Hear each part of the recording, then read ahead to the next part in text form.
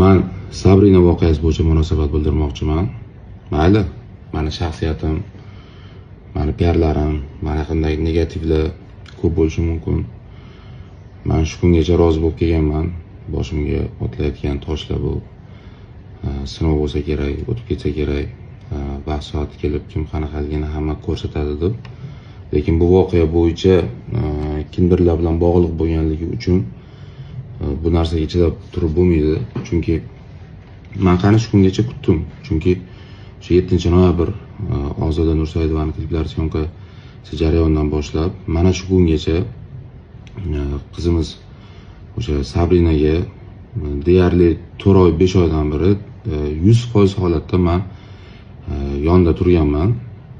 Faqat orada bir marta safarda bo'lib qoldim. Bir marta bular o'zimiz aloqaga chiqamiz deganliklari uchun men yonida bo'lmaganman. Va